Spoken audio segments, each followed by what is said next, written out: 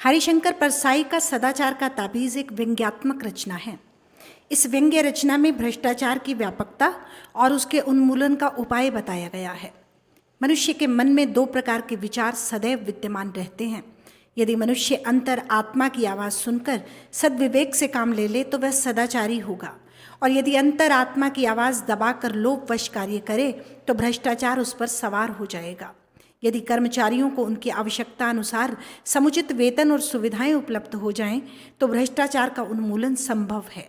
सदाचार के ताबीज़ के माध्यम से इस व्यंग्य रचना में व्यंग्य का समावेश हुआ है। एक राज्य में हल्ला मचा कि भ्रष्टाचार बहुत फैल गया है। राजा ने एक दिन दरबारियों से कहा, प्रजा बहुत हल्ला मचा रही है कि सब जगह भ्रष्टाचार फैला हुआ है, हमें तो आज तक कहीं नहीं दिखा। तुम लोगों को कहीं दिखाओ तो बताओ। दरबारियों ने कहा, जब हजूर को नहीं दिखा तो हमें कैसे दिख सकता है।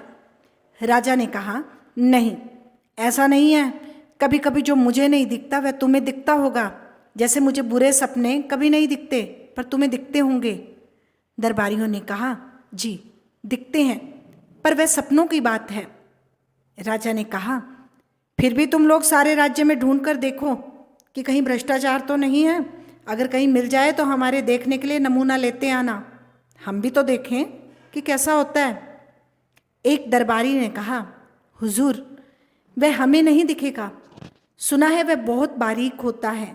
हमारी आंखें आपकी विराटता देखने की इतनी आदती हो गई हैं कि हमें बारीक चीज़ नहीं दिखती।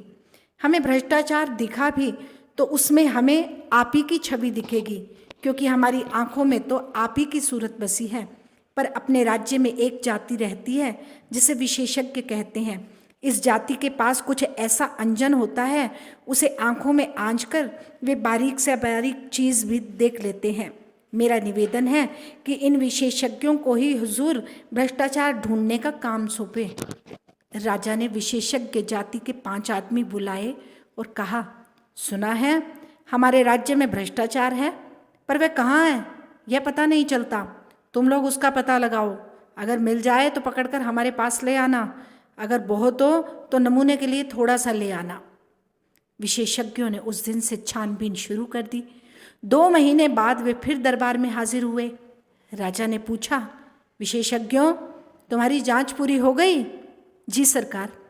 क्या तुम्हें भ्रष्टाचार मिला? जी बहुत सा मिला।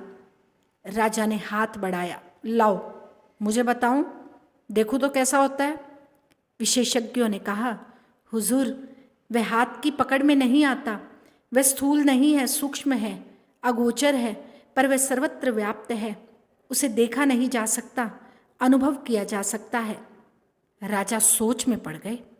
बोले, विशेषज्ञों तुम कहते हो कि यह सूक्ष्म है, अगोचर है, सर्वव्यापी है, ये गुण तो ईश्वर के हैं, तो क्या भ्रष्टाचार ईश्वर है?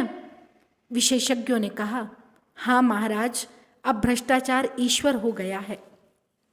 एक दरबारी ने पूछा, पर वह है कहाँ, कैसा अनुभव होता है? विशेषज्ञों ने जवाब दिया, वह सर्वत्र है, वह इस भवन में है, वह महाराज के सिंहासन में है। सिंहासन में है कहकर राजा उछलकर दूर खड़े हो गए। विशेषज्ञों ने कहा, हाँ सरकार, सिंहासन में है। पिछले माह इस सिंहासन पर रंग करने के लिए जिस बिल का भुगतान किया गया वह बिल झूठा है, वह वास्तव में दुगने दाम का है। आधा पैसा बीच वाले खा गए। आपके पूरे शासन में भ्रष्टाचार है, वह मुख्यतः घूस के रूप में है। विशेषज्ञों की बात सुनकर राजा चिंतित हुए। दरबारियों के कान खड़े हो गए। राजा ने कहा, यह तो बड़ी चिंता की बात है, हम भ्रष्टाचार बिल्कुल मिटाना चाहते हैं। विशेषज्ञों तुम बता सकते हो वह कैसे मिट सकता है? विशेषज्ञों ने कहा, हाँ महाराज, हमने उसकी भी योजना तैयार की है। भ्रष्टाचार मिटाने के लिए महाराज को व्यवस्था में बहुत परिवर्तन करने होंगे। एक तो भ्रष्टाचार के मौके मिटाने होंगे, जैसे ठेका है तो ठेकेदार है, ठेकेदार है तो अधिकारियों की घूस है। ठेका मिट जाए तो उसकी घूस भी मिट जाए, और यह भी विचारणीय है। राजा ने कहा, अच्छा तुम अपनी पूरी योजना रख जाओ, हम और हमारा दरबार उस पर विचार करेंगे। विशेषज्ञ चले गए। राजा ने दरबारियों से भ्रष्टाचार मिटाने की योजना को पढ़ा, उस पर विचार किया। विचार करते दिन बीतने लगे और राजा का स्वास्थ्य बिगड़ने लगा। एक दिन एक दरबारी ने कहा, महाराज चिंता के कारण आपका स्वास्थ्य बिगड़ता जा रहा है। उन विशेषज्ञों ने आपको झंझट में डाल दिया है। राजा ने कहा, हाँ, मुझे रात को नींद भी नहीं आती। दूसरा दरबारी बोला, ऐसी रिपोर्ट को आग के हवाले कर देना चाहिए जिससे महाराज की नींद में खलल पड़े।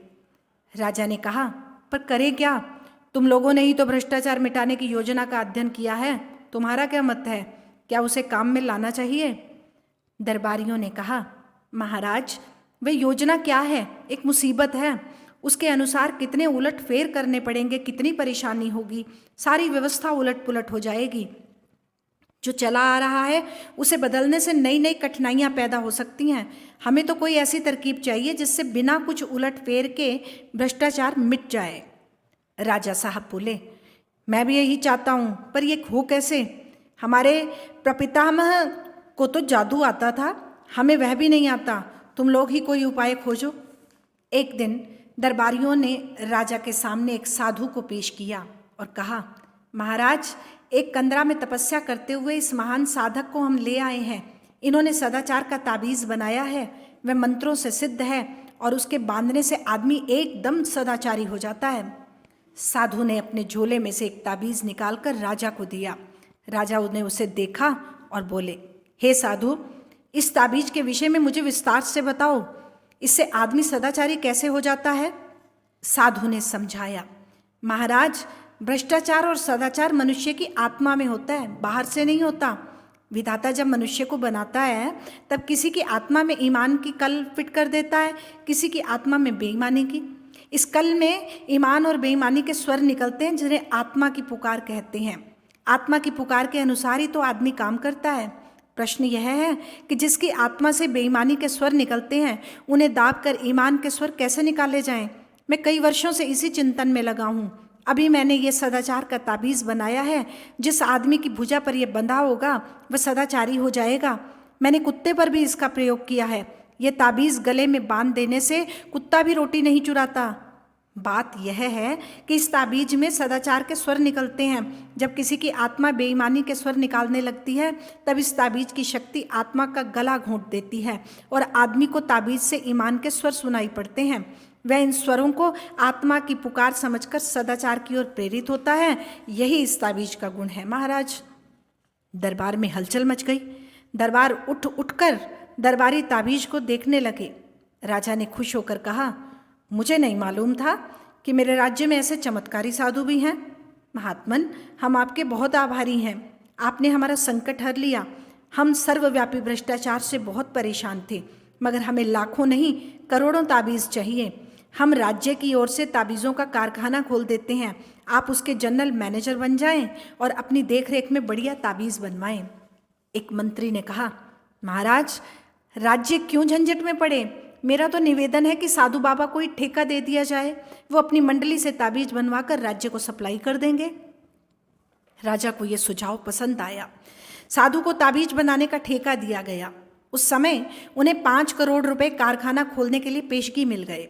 राज्यों के अखबारों में खबरें छपी, सदाचार के ताबीज की खोज, ताबीज बनाने का कारखाना खुला। लाखों ताबीज बन गए। सरकार के हर सरकारी कर्मचारी की भुजा पर एक एक ताबीज बांध दिया गया।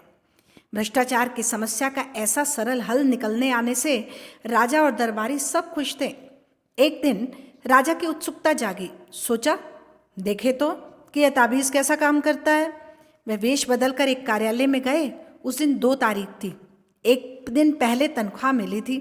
वे एक कर्मचारी के पास गए और कई काम बताकर उसे 5 रुपए का नोट देने लगे तो कर्मचारी ने उसे डांटा, भाग जाओ यहाँ से, घूस लेना पाप है। राजा बहुत खुश हुए। ताबीज़ ने कर्मचारी को ईमानदार बना दिया।